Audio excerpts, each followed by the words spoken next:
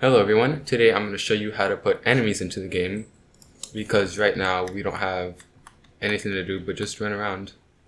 So we're going to add enemies and make it harder on the player to get to the next level. To start, let's right click on the ground sprite and press duplicate, and this will make another sprite called ground 2. I'm going to rename it so it says enemies. Now click on costumes and I'm going to click on level 1-1. And you can see I've changed up the costumes a little bit. I just recolored the ground, added some grass, and on the background too, it's just a sky. And the player sprite is just a cube and a couple of circles with gradients. So let me go back to the enemies. And what I'm going to do is draw the enemies where I want them to be. Maybe a spike enemy, that's good. I'm going to click on the rectangle tool, change the color to something enemy like, maybe red, a dark reddish color. I'm going to put this right here, zoom in, and I'm going to click on the reshape tool and click on this dot right here and press delete, so I'll make a triangle, and I'm going to move it to the middle like this. So there goes one spike. Also going to make the bottom rounded so it looks like it's a little bit 3D-ish, if that's a word. Okay, like that. I'll spend some more time on the art later. So let me play the game and see where this spike is. It's right there. I want this to be a little bit more to the right. Let me change the color so it's brighter. And I'm going to make it a little bit smaller so it's easier to jump over. And I'm going to click on it and press copy and paste. And that will make a new copy. And I can put this in the corner some here or over here. And the shortcut for copy is Ctrl-C and Ctrl-V, so that's a lot faster. So I'm just going to place these around the level, but not make it too impossible because we want the player to get through the game. Now I'm going to copy this again and not paste it. And I'm going to click on level 1-2 and start pasting them there. So the player is going to have to dodge this one as he falls. And the portal is going to be right here. We'll get to that in another lesson.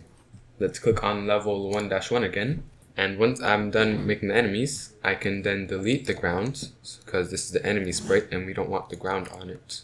So I'm going to delete everything except the enemies and do the same on the next costume. So delete everything except the enemies. So there we go. Let me play the game and you can see that our enemies show up. Well, some of them aren't in front of the ground, they're actually in the back. So click on the looks category and drag out go to front layer, and I'm just going to put this after when I start as a clone and press the green flag, and now you can see that the spikes are in the front. And right here you'll see some spikes showing in the corner of the screen. To fix this, go back to costumes, click on the first level and click on the rectangle tool, click on the fill, and I'm going to change this to nothing right here. And then I'm just going to draw a rectangle and it won't show because the fill is just blank. So I'm going to draw one rectangle that covers the full screen on this level and one right here. And you can see that the spikes disappear. That's what we want.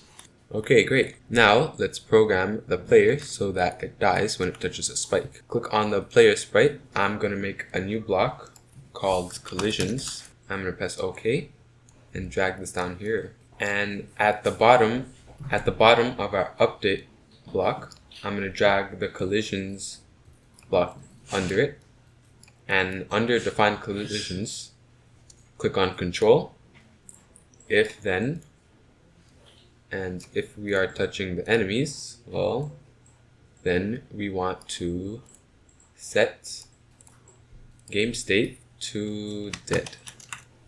Actually death, I think it is. So that's it. Let me press the green flag, and when I hit a spike it should blink and then die, and then we restart. So now you'll be able to see whether your game is actually playable or not. So this spike right here is a little bit too close. Let me make it farther away so the player has enough space. So there we go, we have enough space to jump over it. And I think I want to make my level a little bit harder here. Just going to move this spike over and go to that part on the screen, and I'm just going to duplicate it and move it over like this. So we'll have to jump over the two of these to get over it. And we get to the portal. That's not here yet. So in the next tutorial, we'll add the portal so we can get to the next level.